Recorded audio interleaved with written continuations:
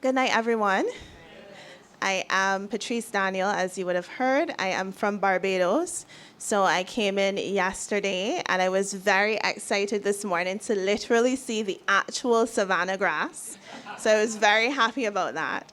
So in reflecting on Barbados and Trinidad and many of the different things that connect us as a region, I was thinking about many of the elements that hold true about Caribbean culture and just things that we have in common in preparing for this conversation tonight.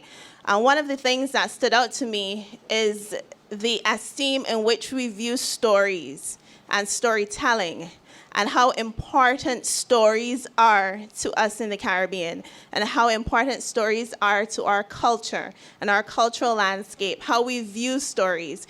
I mean, the ability to tell a good story is part of being a person from the Caribbean. They're powerful, and they not only capture our culture and reiterate our culture, but they reproduce our culture. They represent the narratives that we hold dear, and they also keep those narratives going. So I was reflecting on the power of stories to shape our perceptions, our experiences, and our lives in general. So the work that I do, some of the work that I do, involves intimate association with stories and articles in the media of the Caribbean. So I am a curator of a Facebook page called Walking Into Walls. And what this page does is compile, put together, aggregate all of the stories that I can come across in the regional media that talk about violence against women and girls on the basis of gender. So not just violence in general, but violence on the basis of gender, gender-based violence, of which women and girls tend to be the victims most often. Women, girls, gender non-conforming individuals, members of the trans community.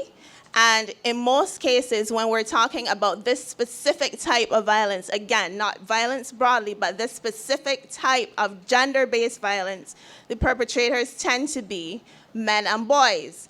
So the page aggregates, as I said, these stories from within the regional media. So it involves looking through all of the newspapers in the region, looking through the Trinidad Express and Newsday and the Guyana Times and Antigua Observer and Barbados Today, and going through and looking for these stories and putting them in one centralized place on the Walking Into Walls page, which you will all like and follow after I've talked about it.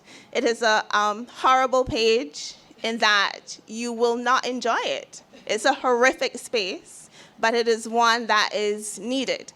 So because I've spent so much time interacting with media and interacting with articles and reading the articles, skimming and scanning in order to post them on the page, it has given me and unfortunately encyclopedic knowledge of the violence against women and girls in our region. And it has also caused me to reflect on how those stories are told. So how are those stories told in the media space, and not only in the formal media space, but how do we tell the stories in our conversations across the region when there is a horrific act of violence, when a man has committed a horrific act of violence against a woman or a girl, when a story is carried about a rape? How are those stories told both in the media, and how do we tell those stories? And do we tell those stories in a way that will uphold the dignity of the victim and the survivor? Or do we tell the stories in a way that chastise, that victim blame, ways that denigrate the victims and the survivors? What is the sort of language that we use? Language is extremely important in the Caribbean region. I mean, when I got here, I was told that you could say AA in Trinidad and mean about 13 different things. So language is powerful. So what is our language? When we speak about victims, how are we speaking?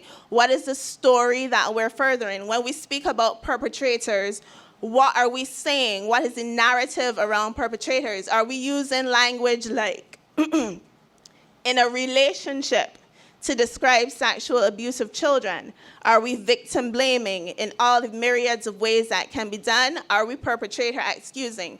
So as we go forward, thinking about dignity, thinking about human rights, and thinking about just lives, let us take a look at the stories that we tell and see if those stories are ones that continue to uphold the dignity or stories that discard it. Thank you.